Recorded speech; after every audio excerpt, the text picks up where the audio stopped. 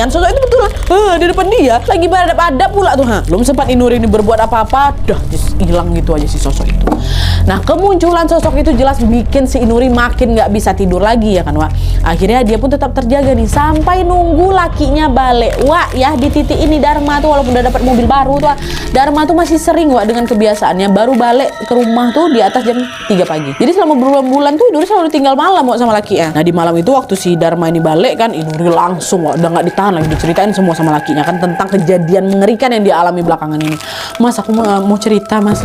Kenapa ya, Mas, akhir-akhir ini aku sering mimpi buruk. Aku sering ngeliat hantu di kamar, Mas, waktu aku lagi tidur. Awalnya memang cuma mimpi aja. Cuman tadi malam, Mas, ini puncaknya. Tadi malam aku ngeliat sosok mengerikan itu di depan mataku sendiri. Aku nggak mimpi, Mas. Aku dulu nggak pernah lo ngalamin hal-hal kayak gini. Di rumah kita ini juga kan biasanya aman-aman aja. Kenapa kok tiba-tiba sekarang aku jadi sering diteror kayak gini, Mas, ya? Gitu. Dia menceritakan itu ke sini. Nah, dengar itu, santai, Wak. Si Dharma cuma bilang, oh nggak apa-apa itu. Katanya kayak gitu. Kesal lah Inuri. Mas, aku ini serius loh. Pasti ada nggak beres sama semua ini. Cobalah, Mas. Udah, sekarang kamu jujur aja. Selama ini setiap malam kamu tuh kemana? Aku curiga loh. Jangan-jangan semua kejadian yang hantuin aku selama itu ada hubungannya sama kamu ya, Mas, ya? Aku dapat teror ini tuh setelah kamu nggak ada di rumah. Dengar itu marah si Dharma, Wak. Kok bisa-bisanya kamu ngomong kayak gitu, ha? Aku ini lagi kerja keras ya buat cari pemasukan biar kita semua bisa hidup dan biar toko material kita ini bisa jalan lagi. Sekarang penghasilanku udah lebih banyak, harusnya aku tuh bersyukur. Udah, jangan keperpanjang lagi, ngantuk aku mau tidur.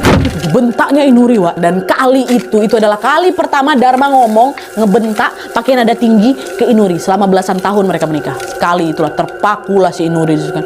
Nangis, ngapa sih, Mas, kok kayak gitu?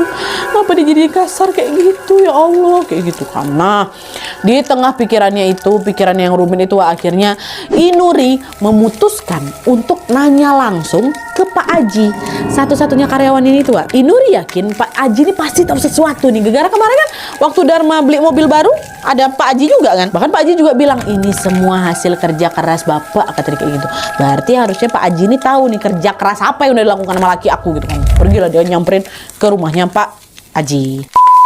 Singkatnya, di hari itu juga sekitar jam 12 siang, wah, Inuri diam-diam pergi ke rumahnya Pak Aji. Dan waktu ketemu, basa-basi bentar, Pak Aji nanya, Bu, tumben Ibu datang ke sini, ada apa, Bu? Ada yang bisa saya bantu gitu kan. Inuri bilang, Pak, sebelumnya maaf ya, saya datang ke sini saya nggak ngasih kabar. Saya ke sini karena mau nanya soal suami saya. Sebenarnya setiap malam sampai menjelang subuh itu suami saya pergi kemana? Kamu tahu kan dia kemana? Ini udah berlangsung selama berbulan-bulan loh. Dan saya masih nggak tahu apa yang dikerjakan sama suami saya di luar sana.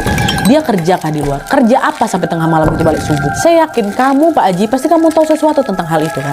Jawab jujur sama saya, kata dia gitu kan.